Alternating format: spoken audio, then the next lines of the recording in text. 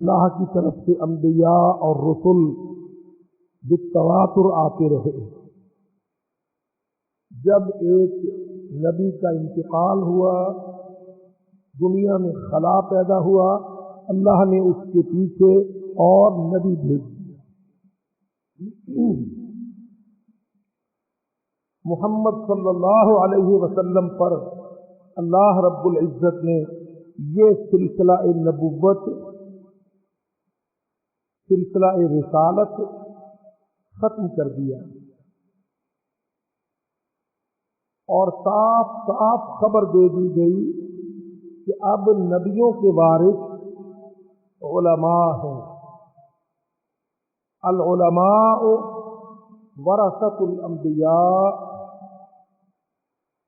محمد رسول اللہ صلی اللہ علیہ وسلم کے اس عظیم ترکہ، اس ورثہ کے وارث کون ہیں؟ العلماء۔ امت کے اندر وہ لوگ جن کو اللہ رب العزت نے علم، عرفان، ہدایت، قرآن، جن کو اللہ نے یہ دولت عطا فرمائی، ان کے کاندھوں پر اللہ نے اپنے نبی کا ورثہ لاد دیا۔ علماء امت اس وقت اس مسئولیت کے حامل ہیں جو مسئولیت اللہ رب العزت نے محمد الرسول اللہ صلی اللہ علیہ وسلم پر عائد کی تھی۔ وہ کیا مسئولیت ہے، کیا ذمہ داری ہے جو اللہ رب العزت نے حضرت محمد مصطفیٰ صلی اللہ علیہ وسلم کو سونپی؟ ان اقیم الدین، کہ اللہ کے دین کو دنیا میں قائم کرو، اس کی تبلیغ، اس کی دعوت اور اس دین پر جماعت اور اس جماعت کے ہاتھ پر اقامت، کھڑا کرو اس دین کو۔ کھڑا کرنے کے معنی کیا ہے؟ کہ کھڑی ہوئی چیز دور سے دکھائی دیتی ہے۔ جب کسی چیز کو لٹا دیا جائے، اس کو جھکا دیا جائے یا اسے گرا دیا جائے تو وہ دکھائی نہیں دیتی، وہ نظر نہیں آتی، وہ اپنا وجود محسوس نہیں کروا سکتی۔ اللہ تعالیٰ نے قرآن مجید میں لفظ کیا استعمال فرمایا؟ ان اقیموا الدین، کھڑا کرو، قائم کرو، غالب کرو، طاقتور بناؤ میرے دین کو، تاکہ دنیا میں دیگر ادیان، مذاہب باطلہ، دعوات کاذبہ اس کے سامنے کھڑا رہنے کی جرأت اور ہمت نہ پائیں۔ یہ ذمہ داری اللہ تعالیٰ نے اپنے نبی پر ڈالی۔ نبی اکرم صلی اللہ علیہ وسلم نے اس ذمہ داری کو ادا کیا۔ 23 برس اس پر محنت فرمائی، عقیدہ پر دعوت کو بنیاد بنایا، عقیدے کی بنیاد پر دعوت کو کھڑا کیا، اس پر جماعت اکٹھی کی، اس جماعت کو لے کے چلے پورے 23 سال۔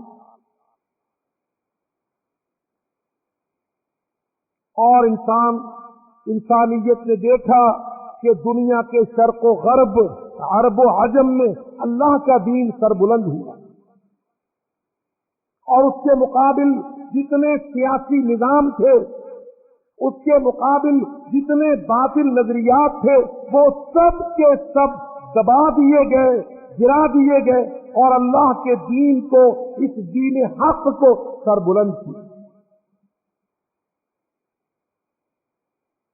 بڑی بڑی بادشاہتیں، حکومتیں، تہذیبی سلسلے، اقتصادی نظام،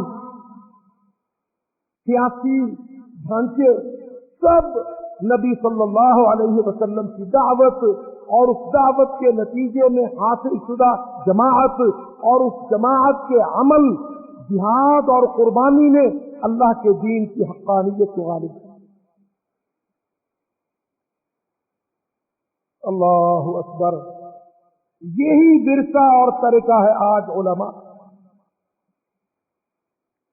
امت کے اندر، جو علماء دین ہیں، جو اپنے آپ کو نبی کا وارث کہتے ہیں، گردانتے ہیں، ان کا اصل ذمہ کیا ہے کہ وہ ساری دنیا میں اللہ کے بندوں پر اللہ کے دین کی دعوت کو قائم کرے، اس کو عام کرے اور اس کے راستے میں حائل رکاوٹیں دور کرے۔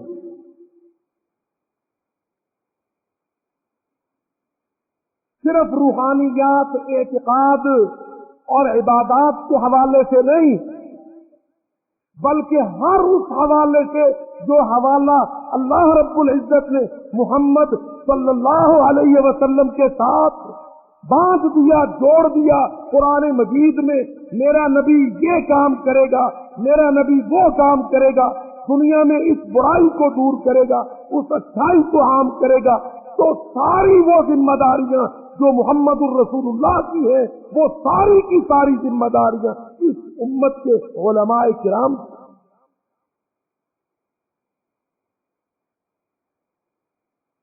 اگر ہم قرآن مجید میں اس زاویہ سے غور کریں، محمد الرسول اللہ صلی اللہ علیہ وسلم کے ذمہ اللہ تعالیٰ نے کیا کیا کام لگائے، اور یہ بہت ضروری ہے کہ اس اینگل سے طالب علم پڑھے۔ فرمایا یحل لهم الطیبات ویحرم علیہم الخبائث۔ ہمارا نبی محمد صلی اللہ علیہ وسلم بنی نوع انسان کے لیے طیبات، حلال، پاک، مباحات، ان سب کو عام کرے گا، ترویج کرے گا، اجازت دے گا۔ وَيُحَرِّمُ عَلَيْهِمُ الْخَبَائِثَ، اور جتنی منکرات، جتنے مفاسد، جتنے گناہ، جتنی بغاوتیں ہیں اللہ کی، سب کو حرام کرے گا۔ وَيَضَعُ عَنْهُمْ إِصْرَهُمْ وَالْأَغْلَالَ الَّتِي كَانَتْ عَلَيْهِمْ۔ فرمایا صرف یہ نظری عبادات اور معاملات اور یہ روحانیات اور اعتقاد نہیں، پریکٹیکل فیلڈ میں محمد رسول اللہ اسرہم والاغلال، بنی نوع انسان پر جتنے بوجھ، جتنے توق، جتنے کلچ، جتنی قوتیں کافروں کی چڑھے گی، محمد رسول اللہ غلامیوں کے توق، کفار کی وہ قوتیں، نظاموں کے شکنجے سب توڑے گا۔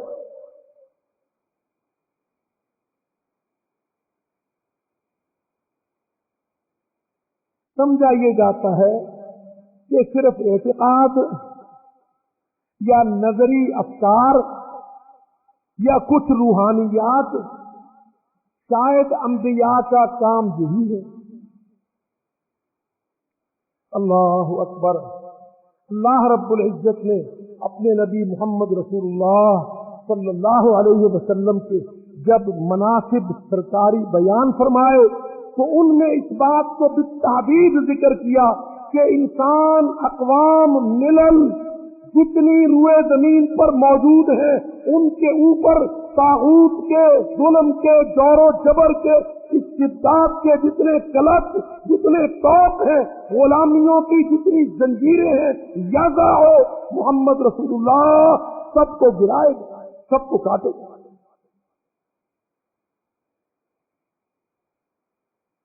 آپ ذرا دیکھ لیں،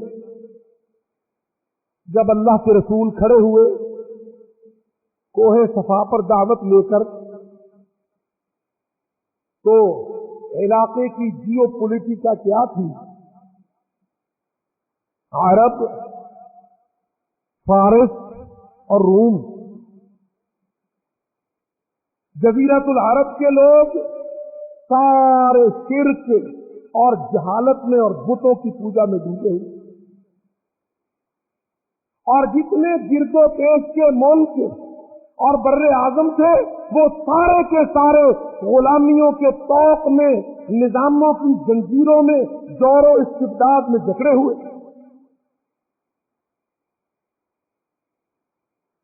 एक तरफ ईरान आदि से ज्यादा दुनिया का मालिक बना हुआ, दूसरी तरफ रोम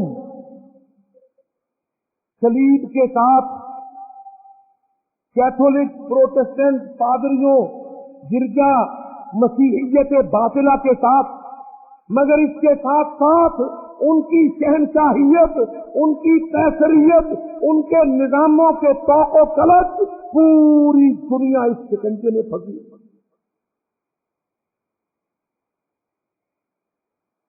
अल्लाहु अकबर।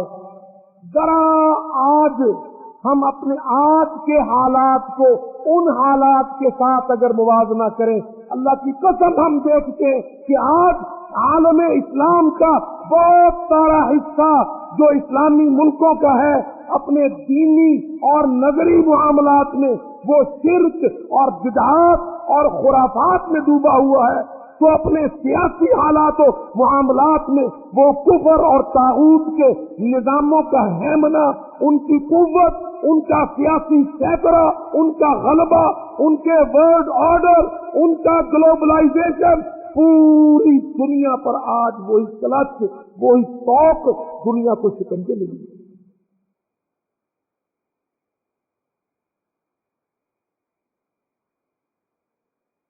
कट्टर ईसाईयत, मगर सियासी निजामों की आड़ में खालिस मसीहियत, खालिस सलीबियत, मगर सियासी निजामों की ओट में वो पूरी दुनिया पर अपने पंजे, अपने शिकंजे कसे हैं।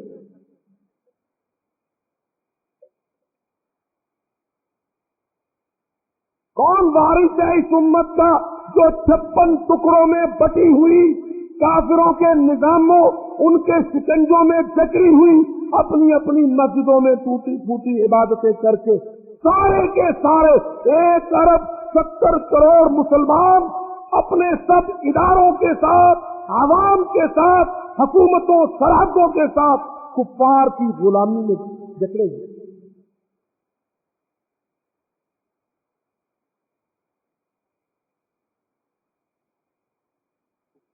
मेरे भाइयों, उम्मत को इस अंधेरे से बाहर निकालना, इन जंजीरों में से आजादी दिलाना, इन शिकंजों को तोड़कर इस उम्मत को कुव्वत की तरफ, ताकत की तरफ, उलूब बुलंदी की तरफ ले जाना किसकी जिम्मेदारी है? ये उनकी जिम्मेदारी है जो अकीदतें समेटते हैं, जो अपने आप को वरासतुल अंबिया गिनते हैं। अल्लाह की कसम, ये उनकी जिम्मेदारी है जो ये चाहते हैं इनको मुल्कों में बादशाहों के, हुक्मरानों के प्रोटोकॉल दिए जाते हैं। हकीकत ये है कि सबसे बड़ा प्रोटोकॉल ये है कि इस उम्मत मोहम्मद सल्लल्लाहु अलैहि वसल्लम को तागूत के शिकंजे, गलत निजाम से आजादी दी। यज़अु अन्हुम इसरहुम वल अगलाला। ये अमेरिका, रूस, इंग्लिस्तान, ये यूनाइटेड नेशन जनरल असेंबली काफिरों के बुत और उनके शिकंजे में जकड़ी हुई ये फड़फड़ाती हुई उम्मत, बेबसी में फड़फड़ाती उम्मत, यहां जरूरत है आज कि जो नबी का सच्चा वारिस है वो आगे आए और इस उम्मत को आवाज दे, इस सोई हुई उम्मत को, इस खोई हुई उम्मत को जगाए और इसको पकड़कर इसके घर तक, इसकी मंजिल तक, इसके मनसब तक पहुंचा कर।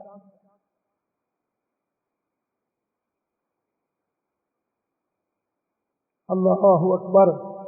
इब्नुल क़य्यिम ने, हाफिज इब्नुल क़य्यिम ने इलामुल मुवक्किईन अपनी किताब में साफ साफ बित्तहदीद जिक्र किया कौन सा तबका जिम्मेदार है। ایک طبقہ حکام، دوسرا طبقہ علماء.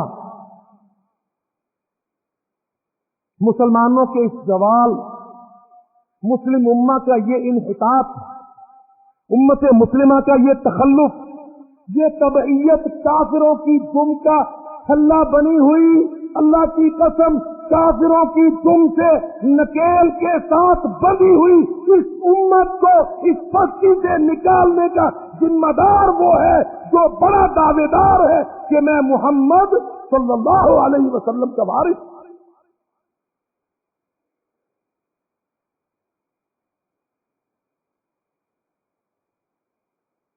باپ مرتا ہے، کون وارث ہوتا ہے؟ یہ جی بڑا بیٹا لاؤ، اس نے باپ کے ساتھ وقت زیادہ گزارا ہے، اس کے اوپر بوجھ ہے چھوٹے بہن بھائیوں کا، ان کی روزی روٹی کا، ان کے اچھے برے کا.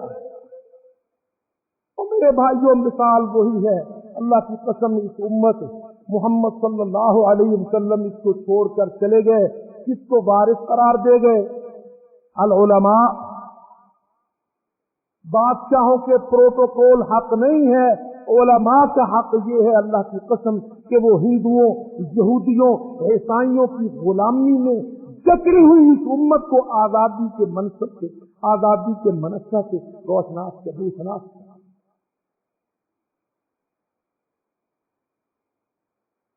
کیا ورثہ ہے محمد الرسول اللہ صلی اللہ علیہ وسلم کا؟ کیا طریقہ ہے حضرت محمد رسول اللہ کا؟ وارث کیا کام کرتا ہے؟ وارث موروث کا ورثہ اٹھاتا ہے. کیا ورثہ ہے محمد الرسول اللہ صلی اللہ علیہ وسلم؟ کوئی تجارت، زراعت، کوئی دنیا داری ورثہ نہیں ہے، کوئی مال و زر انبار نہیں چھوڑے. کیا چھوڑا محمد الرسول اللہ صلی اللہ علیہ وسلم نے؟ اپنا علم اور اپنا عمل.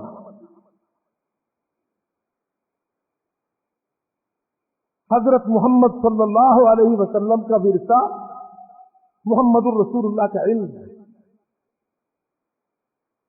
محمد الرسول اللہ کا عمل.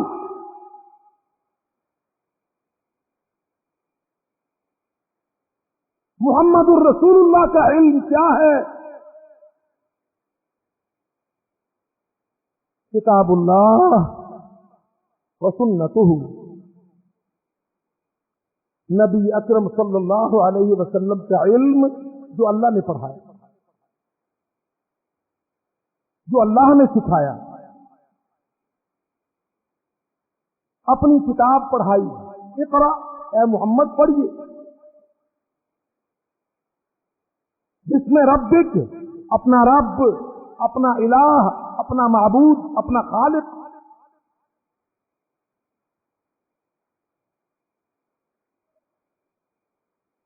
کتاب اللہ ہے اللہ کی کتاب، وسنتہ، اور اس کتاب میں جو جو پریکٹیکل، جو جو نظریہ تھیوری ہے اس کا پریکٹیکل. ہم سنت کے معنی صحیح نہیں کرتے. ہمارے ہاں سنت کے معنی اہل حدیث کچھ اور کر لے گا، بریلوی کچھ اور کرے گا، دیوبندی کچھ اور کرے گا. اللہ کی قسم آؤ، اس اقوام و ملل، اس سارے دنیا میں اس وقت کا جو معرکہ ہے، جب اس کو سامنے رکھ کے اس تناظر میں سنت کا لفظ بولو تو معنی محمدن پریکٹیکل ہے، محمد الرسول اللہ کا وہ عملی شکل ہے، وہ عملی نمونہ ہے جو اللہ رب العزت نے نظری مجموعے قرآن سے کروا.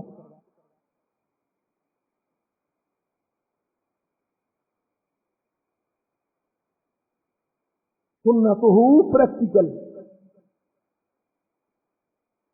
عقیدے کی بنیاد پر دعوت کھڑی کی، دعوت کے ذریعے سے جماعت جمع کی، جماعت کی قوت سے اللہ کے دین کو کھڑا کیا.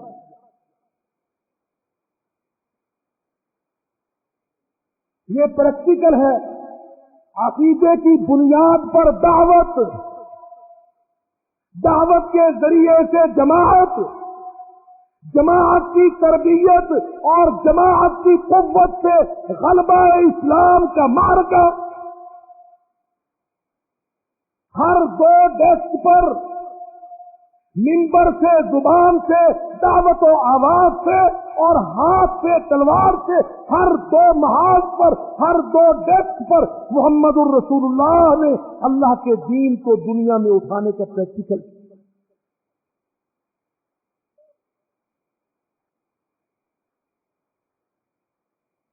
میں بات کو پھر دوہرا کے عرض کرتا ہوں.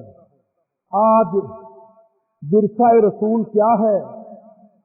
علم و عمل.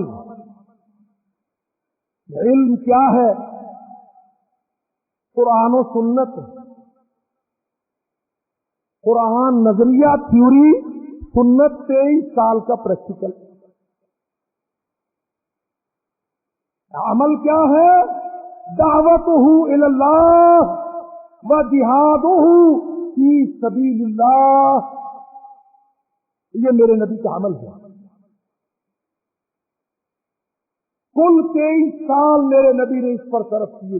اللہ کی طرف دعوت جیسے اللہ نے سکھائی، جیسے قرآن نے بتلائی، جیسے جبریل نے آ کے پڑھائی، ویسے میرے نبی محمد رسول اللہ نے اللہ کے دین کی دعوت کو کھڑا کیا، خالص انداز اختیار کیا.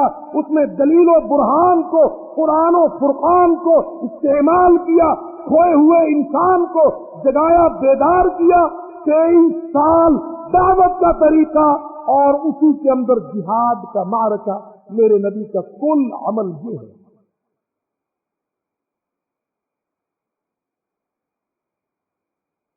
کامل وارث کون ہے؟ جو علم پکڑ لے، عمل چھوڑ دے.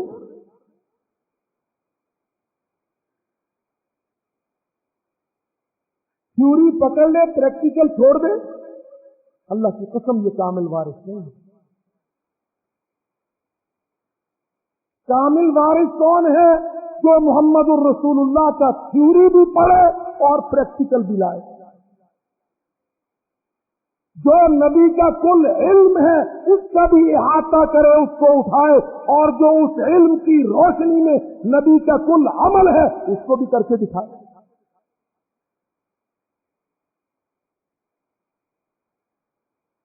میرے بھائیو یاد رکھو، اللہ رب العزت نے اس امت کا مسئول علماء کو بنایا.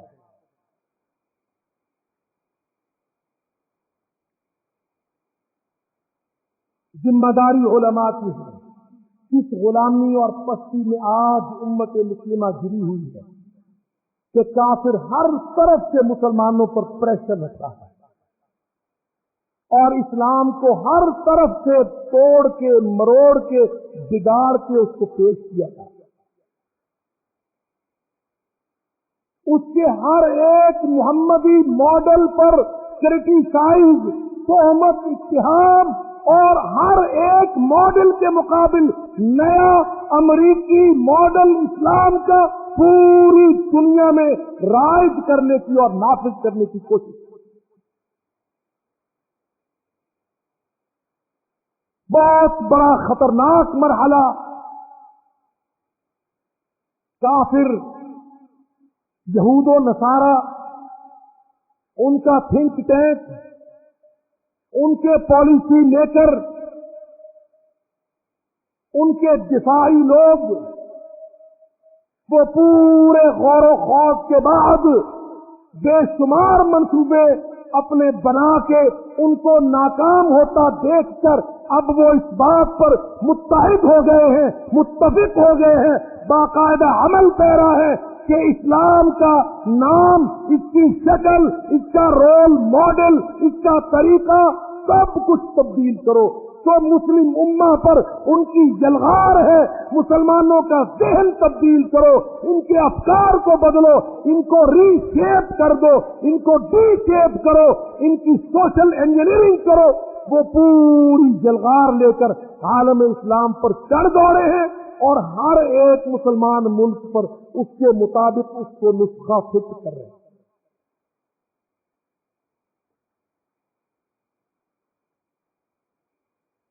اسلام پر رد و قد، تنقید و اعتراض، اور اسلام کے مقابل کفر نہیں، بگاڑا ہوا اسلام۔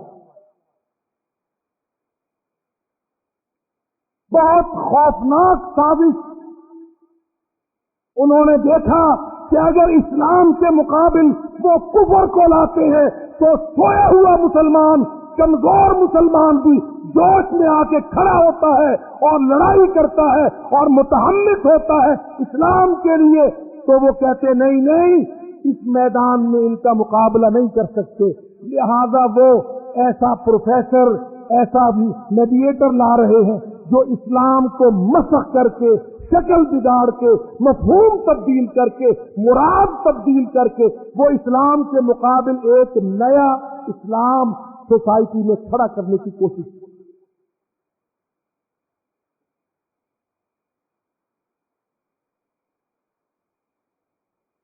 یہ خوفناک حملہ ہے ان کا، اور ہمارے علماء اور ہمارے سیاستدان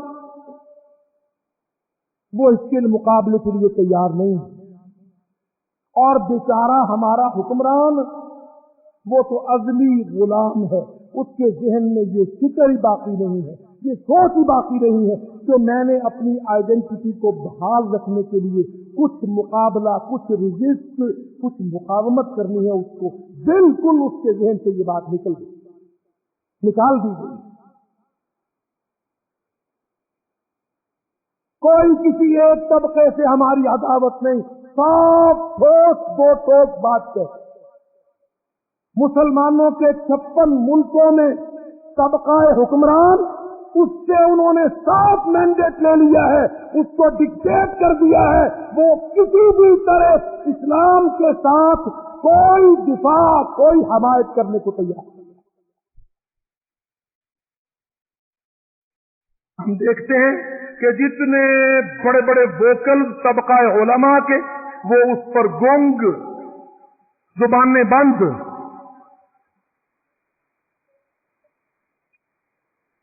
او میرے بھائیوں، سبق پڑھایا جاتا ہے مسلمان رواداری اختیار کریں، مسلمان بین المذاہب اعتدال اختیار کریں۔ کیا معنی ان چیزوں کے؟ اللہ کی قسم عالم حق ادا نہیں کرتا، نہ منبر کا، نہ علم کا، نہ حدیث و قرآن کا، جو اس سازشوں کا طور و تار و پود بیان نہیں کرتا۔ ترکی میں، مصر میں اور پاکستان میں یہ 3 بہت بڑے مورچے، معرکے اور محاذ جہاں آج یہ جنگ گرم ہے۔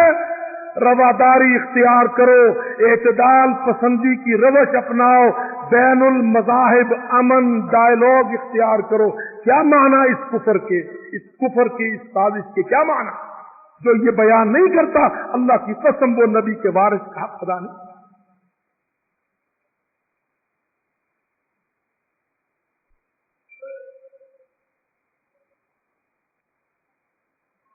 رواداری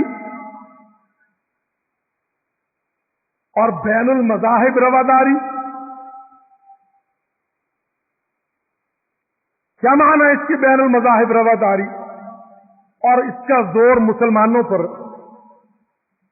کہ جی مسلمان عیسائی کو کافر کہتا ہے، مسلمان یہودی کو باطل کہتا ہے، مسلمان ہندو بت پرست مندر دیویوں دیوتاؤں کے سامنے پوجا پاٹ کرنے والے کو جھوٹ، کفر اور باطل کہتا ہے۔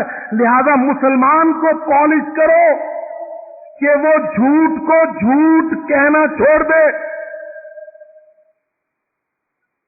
مسلمان کو پریشرائز کرو کہ وہ کافر کو کافر کہنا چھوڑ دے، مسلمان پر دباؤ ڈالو کہ وہ اللہ کے دشمنوں سے بغض رکھنا چھوڑ دے۔ یہ ہے رواداری بین المذاہب۔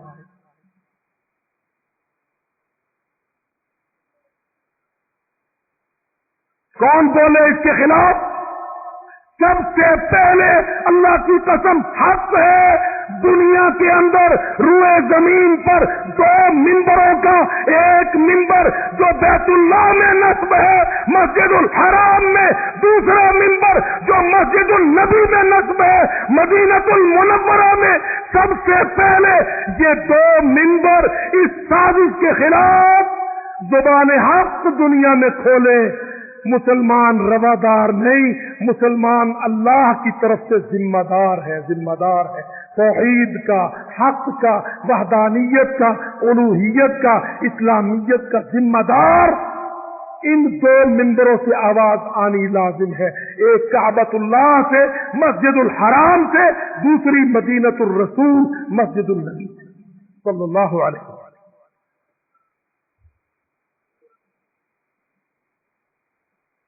مسلمان ہو اور روادار ہو، کیا رواداری کرے گا مسلمان؟ کہے گا یہودی تو بھی ٹھیک ہے، عیسائی تو بھی ٹھیک ہے، ہندو تیرا بھگوان بھی ہے،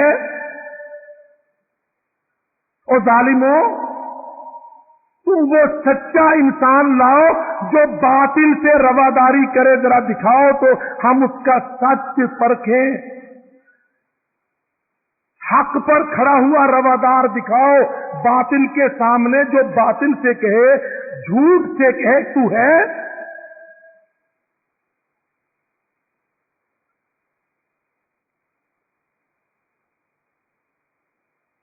ہاں یہ معنی ہے اس کا، یہ ترجمہ تفسیر ہے۔ بین المذاہب رواداری کیا معنی؟ کہ مذاہب کے درمیان تم مل جل کے چلو۔ بھئی کیسے انسان مل جل کے چل سکتا ہے جب تک وہ وجود تسلیم نہ کرے؟ اللہ تعالیٰ کیا کہتا ہے قرآن مجید میں؟ اللہ کہتا ہے ان ہے یا الا اسماء سمیتموها انتم وآباؤکم ما انزل اللہ بہا من سلطان۔ اور دنیا کے مشرکوں اور کافروں اور یہودیوں عیسائیوں اور بتوں کے پجاریوں، ان ہی الا اسماء، عیسیٰ مریم کا، بھگوان ہنومان کا، یہ جتنا تصور ہے تمہارے کھڑے ہوئے نام ہے، من عند انفسکم ما انزل اللہ بہا من سلطان۔ تم نے گھڑے ہیں، اللہ نے کوئی دلیل ایکنالج نہیں کی، کوئی دلیل نہیں اتاری، اللہ نے تسلیم کی۔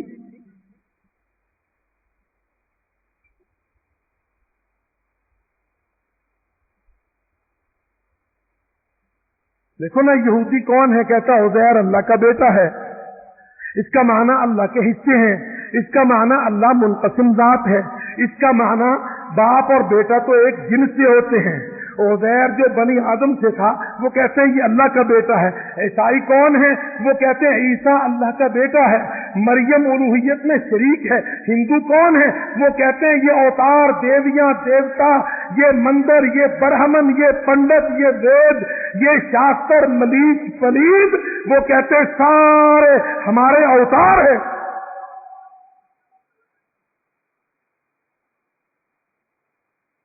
قرآن کیا کہتا ہے؟ ارباب متفرقون خیر ام اللہ الواحد القہار۔ کیا تمہارے بکھرے ہوئے بے شمار ارباب یہ جائز ٹھیک ہیں یا ایک اللہ وحدہ لا شریک جو غالب ہے؟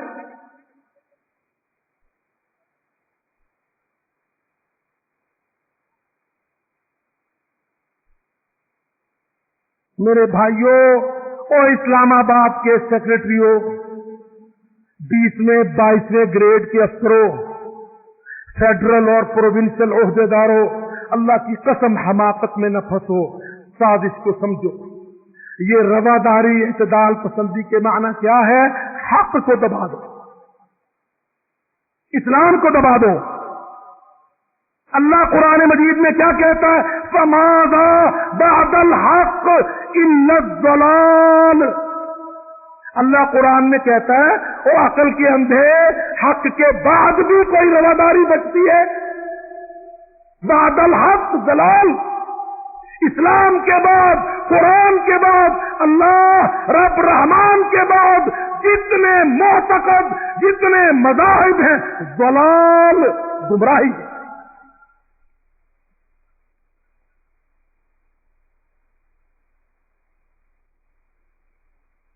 یاد رکھو یہ بہت بڑا حملہ ہے. 30 کمیٹیاں، ان 30 کمیٹیوں میں رواداریوں کے جلسے.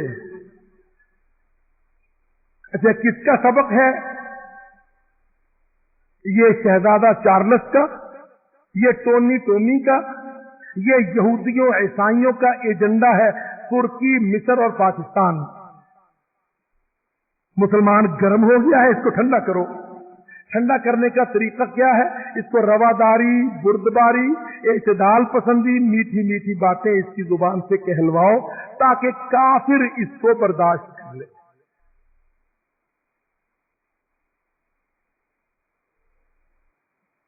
یاد رکھو ایمان کیا ہے؟ صرف ایک اللہ پر یقین ایمان نہیں ہے. میں ذمہ داری سے بات کہتا ہوں، میں اور آپ ہمارا یہ یقین ہو پکا کہ ایک اللہ وحدہ لا شریک ہے. آپ سمجھیں گے نا یہ ایمان مکمل ہے، اللہ کی قسم نہیں.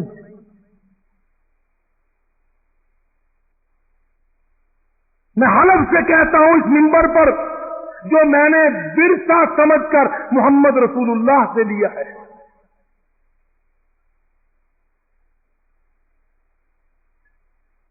میرا بھائی یہ سمجھے کہ ایک اللہ وحدہ لا شریک کلمہ پڑھے اور کہے جی میں ایک اللہ پر ایمان رکھتا ہوں، یقین رکھتا ہوں، اعتقاد رکھتا ہوں. پر ابھی ایک سوال باقی ہے.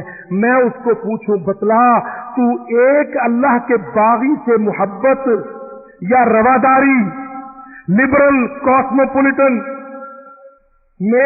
ملنسار محبت پیار رکھتا ہے؟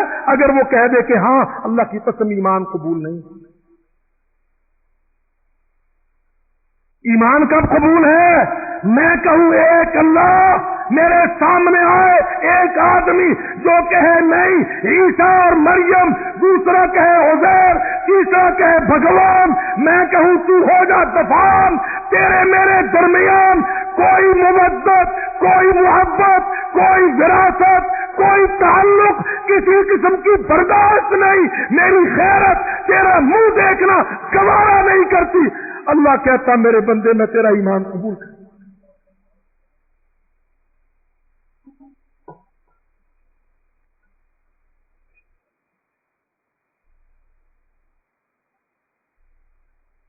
اللہ کہتا میں تیرا ایمان قبول کرتا ہوں جب تو اتنی غیرت ثبوت دیتا ہے.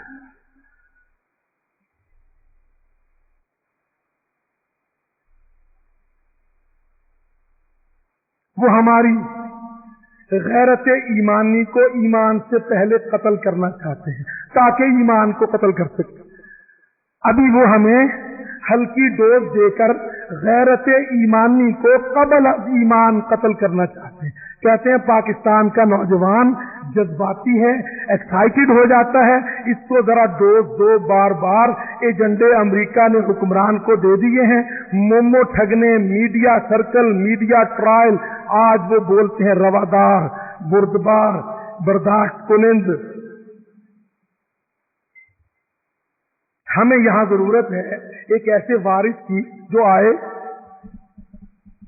شہر ورثہ سے آ کے کھوئی ہوئی امت کو کہے، عقیدہ بتلائے، کفار کا رد کرے. او میرے بھائیوں اللہ کی قسم قرآن پڑھا کرو. قرآن اتنی غیرت پیدا کرتا ہے، قرآن اتنے طاقتور ٹیکے لگاتا ہے ٹھنڈے مریل مچھر مسلمان کو جھنجھوڑتا ہے جیسے ایک ناصح استاد ایک غبی شاگرد کو کچوکے لگاتا ہے. فَأَنَّىٰ تُصْرَفُونَ فَأَنَّىٰ تُؤْفَكُونَ أَفَلَا تَعْقِلُونَ أَفَلَا تَتَذَكَّرُونَ أَفَلَا يَتَدَبَّرُونَ.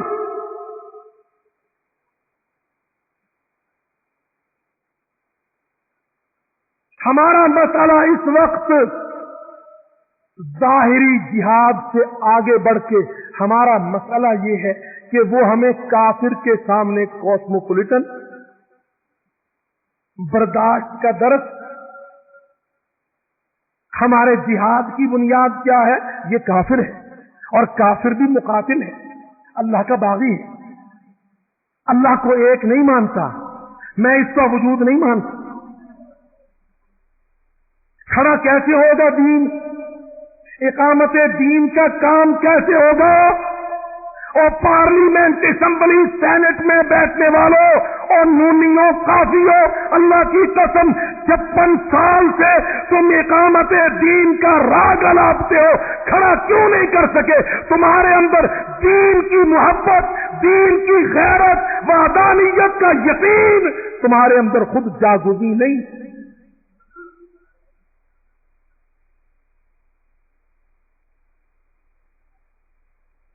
अब देखो, अल्लाह कहता फमाज़ा बअदल हक़ इल्ला ज़लाल, हक के बाद, ईमान इस्लाम के बाद जो भी है गुमराह। हम कहते नहीं रवादार बन, उसको गुमराह ना कह।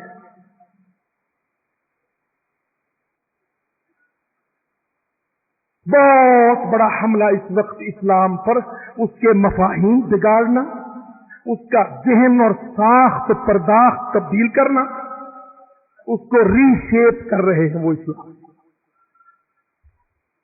और हमारे मौलवी को अल्लाह की कसम होश नहीं। और जब हम मौलवियों पर देखते हैं तो वो पाकिस्तान से हो या बैरून पाकिस्तान से, अक्सर और बेशतर हम असल खतरे से नावाकिफ देखते हैं उनको, असल हमले के मुकाबिल गैर तैयार पाते हैं। मेरे भाइयों, दुनिया पर बहुत बड़ा मार्का कायम हो चुका है। वो मार्का हक व बातिल का है, हक और बातिल के दरमियान है। ये दोनों एक दूसरे के जिद्द हुआ करते हैं, जिद्द। जब इनके दरमियान रवादारी की बात आए तो हक की शिकस्त उसी दिन शुरू हो जाती है जब हक वाला रवादारी सोचता है। सारा कुरान उठा के पढ़ लो, अल्लाह की कसम, कुरान पहले हक पेश करता है, फिर हक पर गैरत का तकाजा करता है। कुरान आप उठा के पढ़िए, कुरान हक को पेश करता है और हक के इस बात में दलीलें देता है।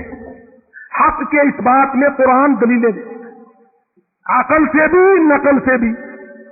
और इसके साथ साथ कुरान तालिब इल्म से जो हक को कबूल कर ले, ये तकाजा करता है कि अब इस हक की तासीर दिखा।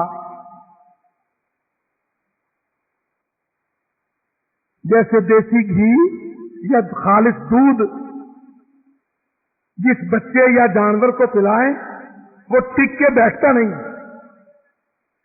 पता चलता है कि जी मालिक ने इसको पाला है, इसके अंदर ताजा असली खुराक है, वो इसको टिकने नहीं देती। हमारे अंदर न खुराक असली है, न घी खालिस है, न दूध खालिस। और हमें वो ही सबक दिया जाता है कि तुम कुफ्फार के मुकाबिल अपने आप को लो प्रोफाइल बल्कि नो प्रोफाइल चले जाओ।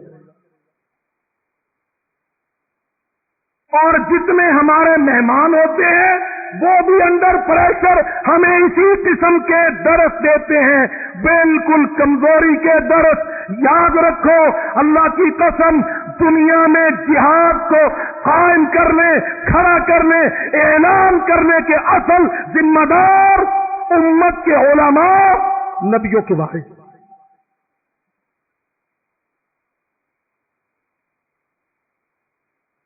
होना क्या चाहिए कि हुक्काम उलमा के सामने जवाबदेह हो। होना हो ये रहा है कि उलमा हुक्काम के पीछे पनाह लेने को।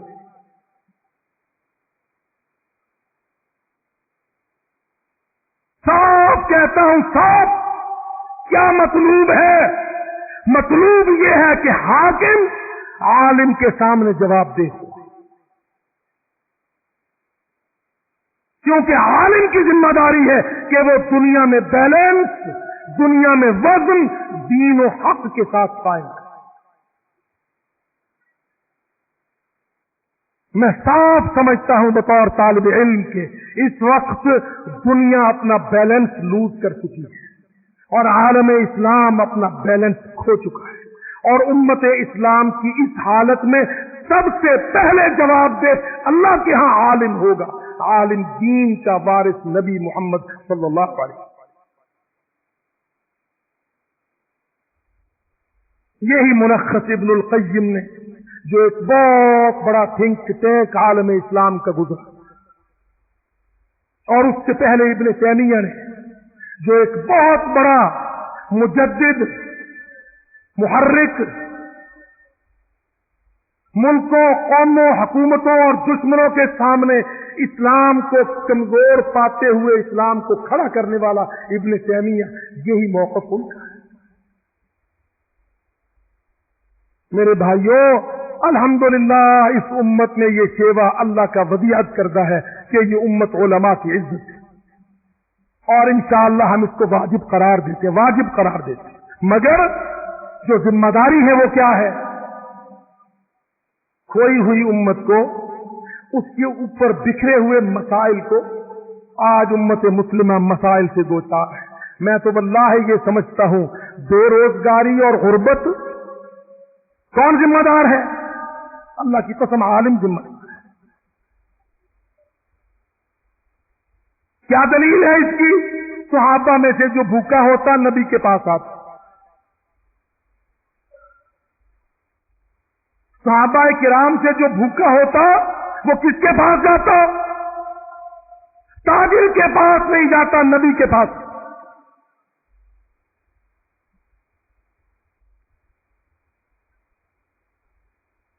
नबी सल्लल्लाहु अलैहि वसल्लम कभी उसको गिरा से दे के रुखसत कर देते, कभी उसको कारोबार धंधे से लगा के रुखसत कर देते।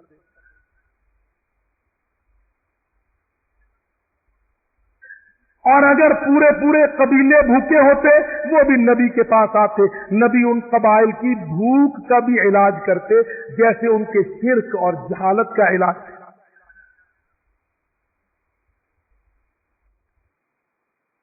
उम्मत के मसाइल हैं, पर मसाइल का सबब इस्लाम से दूरी है और इस दूरी को करीब करना आलिम का हक और फर्ज।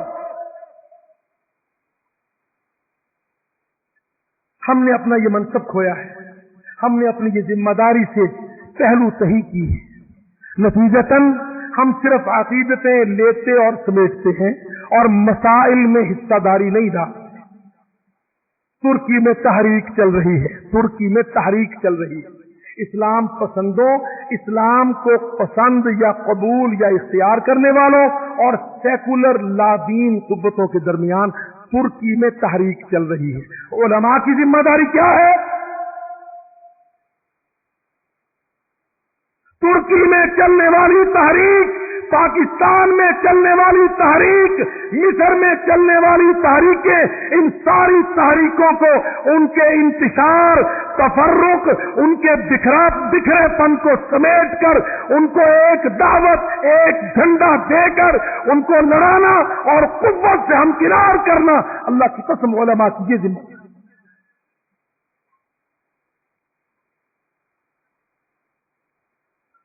वो नासिरुद्दीन तौलून एक बादशाह था, इब्न तैमिया के जमाना का। नासिरुद्दीन तौलून, गालिबन यही नाम था उसका। उसके जमाना में मिस्र और शाम में बहुत सारे ईसाई भी बसते थे और अल्हम्दुलिल्लाह मुसलमान हुक्मरान थे।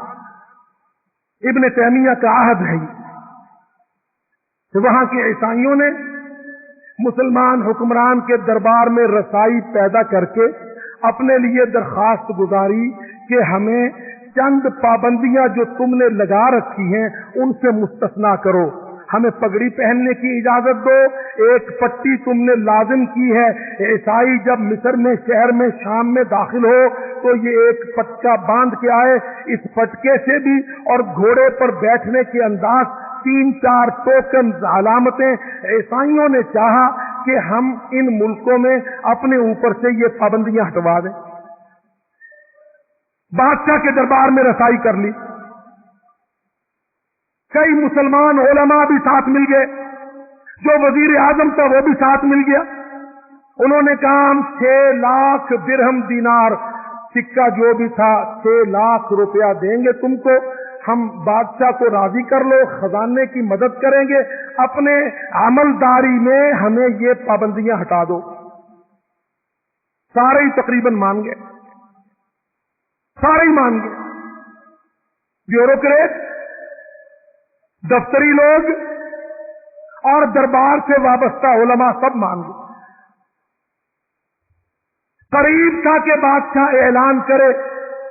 اللہ نے مدد کی, کسی سمجھدار نے بادشاہ کو کہہ دیا ابن تیمیہ مرا نہیں, زندہ ہے, اس سے پوچھ لو, اگر وہ راضی نہ ہوا تو تمہارا مسئلہ الجھ جائے گا.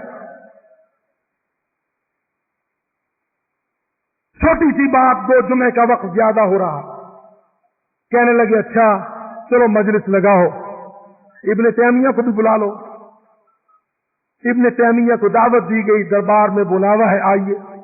چلے گئے, مجلس لگی, درجہ بدرجہ منصبدار بیٹھ گئے, وزیر سفیر سارے بیٹھ گئے, دربار سے وابستہ علماء بھی تشریف فرما ہیں. مسئلہ پیش ہوا, سارے حمایت میں بولے جا رہے ہیں پابندیوں ہٹا دو, سینکشن دور کر دو.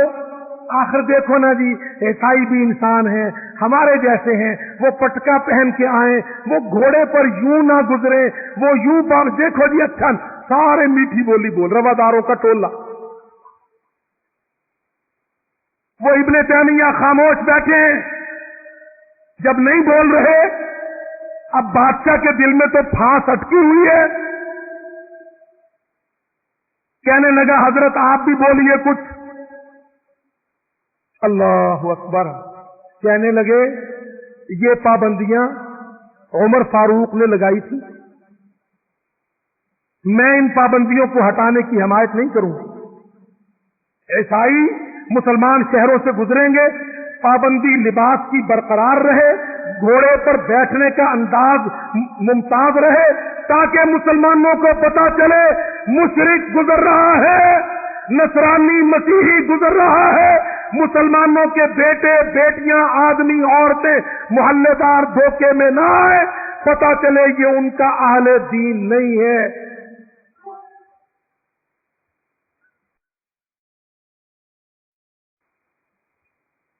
بادشاہ بیچارہ سمجھدار نہیں تھا, کہنے لگا یا حضرت جو مصلحت آپ نے بتلائی وہ بھی بہت ٹھیک ہوگی, پر دیکھو نا تاتاریوں کے حملے میں ضرورت ہے, فلانی ضرورت ہے, وہ 6 لاکھ درہم دے رہے ہیں, وہ 10 لاکھ تک درہم دینا چاہتے ہیں, کتنا فائدہ ہو جائے گا, کتنا فائدہ ہو جائے گا, تعلقات اچھے ہو جائیں گے. اللہ کی قسم میں مختصر کرتا ہوں, ابن تیمیہ جو آسانی کے ساتھ بیٹھے ہوئے تھے, جب دربار کا یہ منظر دیکھا, گھٹنوں کے بل بلند ہو کے دربار میں کہنے لگے بادشاہ ان ملک کا و ملک مغول لا یساوی عندی فلسا. او ناصر الدین, تیری سلطنت اور تاتار کی سلطنت 1 پیسے کے برابر میری نظر میں نہیں.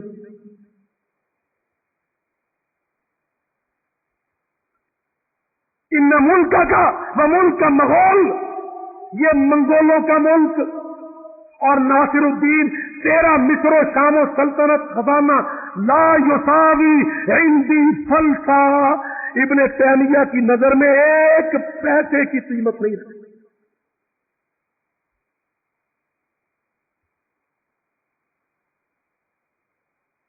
عمر پابندی لگائے, ہم توڑ دیں, عیسائی انٹر منگل ہو جائے, مکس اپ ہو جائے, کل وہ ہماری بہو بیٹیوں کو دھوکہ دے, ہمارے محلوں میں سازشیں کرے. پھر تقریر کی کہ مصر کے ناصریہ صالحیہ محلے میں آگ لگی تھی, پتا چلا عیسائیوں کا قافلہ گزرا تھا, ان کے تخریب کاروں نے چھپ کے رات کو آگ لگا دی, پورا محلہ جل گیا. اور میرے بھائیوں, عالم وزن اللہ کی قسم اگر وزن نہیں تو عالم